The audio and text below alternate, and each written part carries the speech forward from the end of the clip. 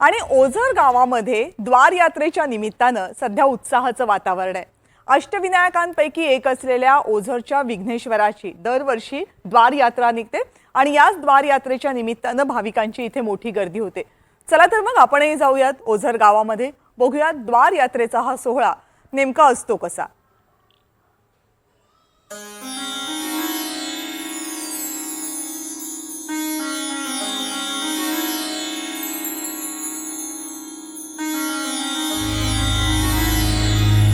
अष्टविनायकांपैकी एक ओझरच्या विघ्नेश्वराचं हे क्षेत्र। अष्टविनायकातला हा 7वा गणपती।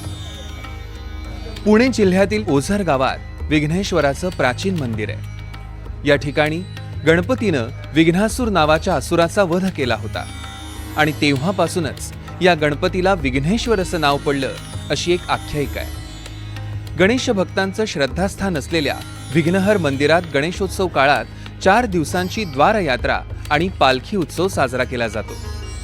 ओझरमध्ये हजारो वर्षांपासून द्वार यात्रेची परंपरा साजरी केली जाते। गणपती आपल्या आजूबाजूच्या गावातील 4 बहिणींना आमंत्रित करण्यासाठी पालखीतून जातो। उंब्रज, धनेगाव, शिरोली खुर्द आणि ओझरमधलंच आंबेराई या मंदिरांमध्ये जाऊन गणरायाच्या बहिणींना आमंत्रण दिलं जातं। उंब्रज येथे द्वार जातं, शिवाय अंगावर न पायामध्ये चप्पल न घालता लहान थोर मंडळी ह्या द्वाराला जात असतात। त्या ठिकाणी लक्ष्मीनारायणची पूजा होते। लक्ष्मीपूजन झाल्यानंतर परत द्वार इथे येते, त्या समारोप होतो।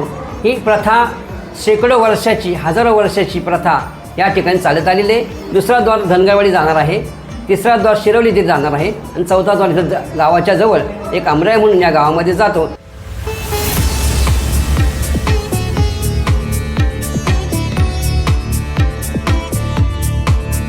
काय ही परंपरा आहे, कशा पद्धतीने हा सगळा सोहळा होतो, कधीपासूनची परंपरा आहे आणि एकूणच सगळी परंपरा कशी आहे? खरं तर ही हजारो वर्षांची ही परंपरा आहे।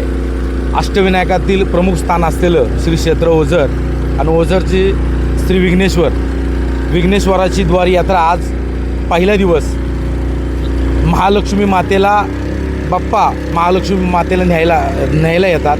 खरं तर हजारोंच्या संख्येने भाविक भक्त आपण पाहताय या ठिकाणी येतात। चला तर मग गणरायासोबत आपणही उंब्रजच्या महालक्ष्मीला आमंत्रण देण्यासाठी जाऊयात। महालक्ष्मीला आणण्यासाठी गणपती बाप्पा येडगावच्या धरण पाणलोट क्षेत्रामधून होडीनं प्रवास करतो।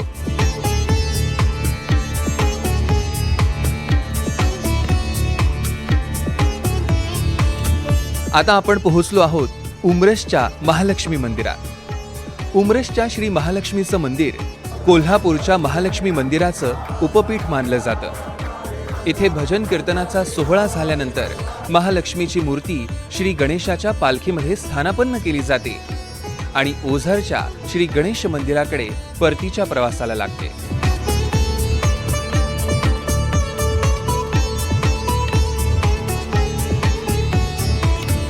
सत्यविनायक पूजा म्हणून आहे, त्याच्यामध्ये या द्वारांचा उल्लेख केलेला आहे। गणपतीची 4 द्वारं दिलेली आहेत, परंतु ही परंपरा मोरया गोसावी चिंचवड या देवस्थानाच्या आधिपत्याखाली ओझर आणि मोरगाव ही 2 देवस्थानं त्याच्याखाली येतात। याच ठिकाणी फक्त द्वारांची पूजा आहे। पहिल्या दिवशी लक्ष्मी आणि नारायण यांची पूजा आहे, तर ते द्वार करण्यासाठी ही मंडळी इथं आलेली आहेत आणि ही 4 द्वारं त्यांनी दिलेली आहेत मोरया गोसाव्यांच्या आधिपत्याखाली असल्यामुळे। अशाच पद्धतीनं गणपती इतर 3 गावात जाऊन आपल्या बहिणींना ओझरला घेऊन येतो। पंचक्रोशीतले गावकरी गणरायाच्या पालखीचं दर्शन घेण्यासाठी गर्दी करतात। द्वारयात्रा संपन्न झाल्यानंतर गणेश चतुर्थीला विघ्नेश्वराचा जन्मोत्सव मोठ्या उत्साहात साजरा केला जातो। अविनाश पवार, NDTV मराठी, पुणे।